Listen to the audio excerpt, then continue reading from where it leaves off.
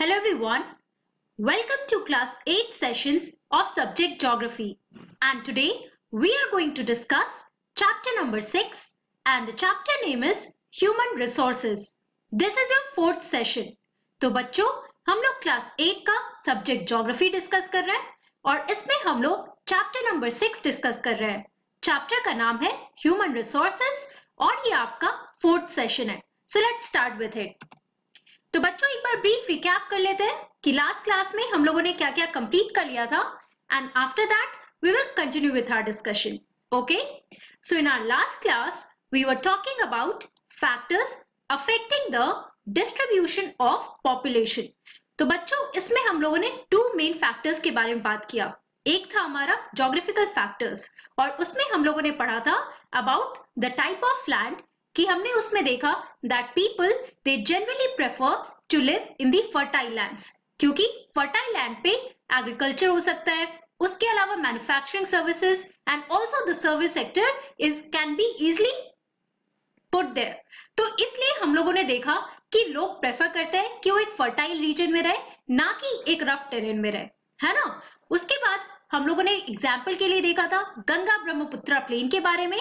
Also in different regions all over the world, जहां पे भी fertile plains मौजूद है वहां पे आप देखोगे कि वो एरिया डेंसली पॉपुलेटेड है. तो ज्योग्राफिकल फैक्टर्स में और तो हमने फैक्टर्स देखा था, एक था वाटर का और दूसरा मिनरल्स का. तो वाटर में बच्चों हम लोगों ने देखा कि जहां पे भी फ्रेश वाटर की अवेलेबिलिटी होती है लोग वहां पे डेंसली पॉपुलेटेड होते हैं, राइट. अब बेस्ट एग्जांपल है हमारा Ganga Brahmaputra basin in India. और अगर हम इंडिया के बाहर की बात करते हैं तो अगर हम रिवर नाइल की बात करते हैं बच्चों, दैट इज इन इजिप्ट, तो उसके बारे में भी हम लोगों ने देखा that across the river Nile the population there is basically वहां का जो पॉपुलेशन है वो काफी डेंस होता है ना. उसके बाद हम लोगों ने मिनरल्स पे फोकस किया और मिनरल्स में आप लोगों ने देखा कि जहां पे भी माइंस लोकेटेड है उस रीजन के आसपास डेंस पॉपुलेशन होता है. अब उसका बेस्ट एग्जांपल है साउथ अफ्रीका जहां पे गोल्ड और डायमंड माइंस है, राइट. और मैंने आपको पिक्चर के थ्रू भी दिखाया था किम्बरले के बारे में. अगर उसके अलावा हम बात करें तो मिडिल ईस्ट के जो भी आपके कंट्रीज है they are also the best examples कि वहां से जब से ऑयल एक्सट्रैक्ट किया जाने लगा तो पॉपुलेशन बढ़ने लगा. और ये क्यों हुआ? Because they get the employment opportunities. After that we talked about the socio cultural and economic, right. और सोशल फैक्टर्स में हमने देखा कि जहां पे भी better housing facilities, health facilities, education facilities, ये सारे इंपॉर्टेंट फैसिलिटीज प्रोवाइडेड है तो वहां पे आप देखोगे कि वो सिटी या वो जगह काफी ज्यादा पॉपुलेटेड है. बेस्ट एग्जांपल इंडिया में हमने देखा था पुणे का. Then also we talked about the cultural factor कि अगर हम किसी भी एरिया की बात करते हैं, फॉर एग्जांपल अगर हम इंडिया में बात कर रहे हैं तो वाराणसी या बनारस, तो वहां पे आप देखोगे कि बहुत सारे पिलग्रिम्स डिफरेंट रीजन से आके वहां पर जाया करते हैं. तो वो एरिया भी बहुत ही डेंसली पॉपुलेटेड होता है, ओके, जिनका कल्चरल इंपॉर्टेंस होता है उस रीजन का. And at last we discussed about the economic activities. और इकोनॉमिक में जहां पे भी आप देखोगे बड़े बड़े इंडस्ट्रीज हैं, ओके, तो बड़े बड़े इंडस्ट्रीज के बारे में हम लोगों ने देखा. इंडिया का बेस्ट एग्जांपल है मुंबई. उसके अलावा अगर हम वर्ल्ड में बात कर रहे हैं तो Osaka, that is in Japan. तो जितने भी आपके बड़े बड़े इंडस्ट्रीज जहां पे भी लोकेटेड है वहां पे आप देखोगे कि पॉपुलेशन डेंस होता है. So this was all about the factors affecting distribution of population and then we discussed about the population change. तो बच्चों let's start our topic of population change. तो लास्ट क्लास में आप लोगों ने देखा था कि पॉपुलेशन चेंज होता क्या है. So it refers to change in the number of people during a specific time, right. तो मैंने आपको लास्ट क्लास में ये बताया था कि पॉपुलेशन चेंज का मतलब होता है कि एक स्पेसिफिक टाइम में जो फ्लक्चुएशन होता है इन द नंबर ऑफ पीपल उसको हम लोग पॉपुलेशन चेंज कहते हैं. अब वो हम लोग एग्जांपल्स के थ्रू देखते हैं और इसके लिए हमें थोड़ा हिस्ट्री में जाना पड़ेगा. नाउ अब ये पॉपुलेशन चेंज का बेसिक रीजन क्या है? Now this is due to changes in the number of births and deaths. तो बेसिकली जाहिर सी बात है कि हम कह सकते हैं कि ये जो पॉपुलेशन चेंज होता है वो एक ही रीजन से हो सकता है, fluctuation in the number of births and death, कि पर्टिकुलर ईयर में कितना बर्थ हो रहा है, ओके, या कितने डेथ्स हो रहे हैं, उसके ऊपर हमारा पॉपुलेशन डिपेंडेंट है. Now for an extremely long period of human history, Until the 1800s, the world's population grew steadily but slowly. Right? तो बच्चों अगर हम बहुत पहले की बात करते हैं, लेट्स से अगर हम 1800 की बात कर रहे हैं, तो यहाँ पर आप देखो कि हमारा जो वर्ल्ड पॉपुलेशन था that grew steadily but slowly. तो मतलब स्लो यहाँ पे चेंज हो रहा था पॉपुलेशन में. अब यहाँ पे आप ये ग्राफ देख रहे हो. Now this graph here it is showing the world population growth. Here you can see that population यहाँ पे मिलियंस में रेफर किया जा रहा है, राइट? और अगर हम ईयर की बात कर रहे हैं तो ये हमारा 1800, फिर हमारा 1900. तो यहाँ पर आप देखो कि जब हम 1800 की बात कर रहे हैं तो यहाँ पे एक स्टेडी और स्लो चेंज हो रहा है पॉपुलेशन में. बहुत ही ड्रास्टिक चेंज आप नहीं देख सकते हो. लेकिन अगर हम 1800 के आगे की बात करते हैं तो यहाँ पर आप देखो कि ये हमारा 2000 मिलियन से नीचे है. लेकिन यही अगर हम 1900 2000 की बात कर रहे हैं तो ऑलमोस्ट 6 बिलियन या मिलियन में हमारा पॉपुलेशन पहुंच जाता है. तो उसके बारे में हम लोग देखते हैं. Now in the year 1800s the large numbers of babies were born but they died early too. अब इसका मेन रीजन क्या है ये स्टेडी चेंज का? तो उस टाइम पे क्या हो रहा था कि large number of babies they were born but उनका जो डेथ था वो भी काफी जल्दी हो रहा था. Okay, now this was as there were no proper health facilities. और अगर हम 1800 की बात कर रहे हैं बच्चों तो उस टाइम पे कोई प्रॉपर हेल्थ फैसिलिटीज नहीं प्रोवाइडेड था.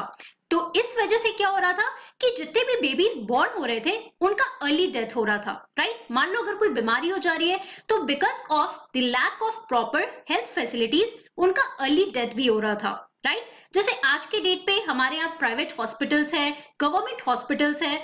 तो अगर हम 1800 के टाइम की बात कर रहे हैं तो उस टाइम पे बहुत ज्यादा टेक्नोलॉजी नहीं होता था, है ना? तो उस टाइम पे हेल्थ फैसिलिटीज उतने प्रोवाइडेड नहीं थे हर एक रीजन में, and that is why it led to an early death. Also sufficient food was not available for all the people. उसके अलावा आप देखो कि उस टाइम पे सफिशिएंट फूड प्रोवाइडेड नहीं थे लोगों को. Farmers were not able to produce enough to meet the food requirements of all the people. और उस टाइम पे जो फार्मर्स थे बच्चों वो लोग बहुत ज्यादा प्रोडक्शन नहीं कर पा रहे थे, बहुत ज्यादा क्रॉप्स वो लोग ग्रो कर रहे थे तो प्रोडक्शन उतना नहीं हो रहा था, and that is why the requirements और the needs of people they were not met and that led to an early death. Okay, जैसे आप यहाँ पे क्लियरली देख सकते हो अगर हम 1800 से 1900 ईयर की बात कर रहे हैं बच्चों तो यहाँ पे एक स्टेडी ग्रोथ है. राइट? बहुत ड्रास्टिक चेंज नहीं है कि 2000 से सीधे 4000 पे पॉपुलेशन हमारा पहुंच गया है ना? तो यही होता है हमारा steady and slow change in population. और आप लोगों को मैंने रीजंस भी यहाँ पर बता दिए कि ऐसा क्यों हो रहा था. अब हम लोग थोड़ा 1800 से आगे बढ़ते हैं. Now in 1820 the world's population reached 1 billion. Okay, अगर हम 1820 की बात कर रहे हैं तो यहाँ पर आप फिर से ये ग्राफ देखो. इस ग्राफ में आप देख सकते हो now this is showing the population in billions, और यही इस तरफ हम देख सकते हैं द ईयर्स आर शोन.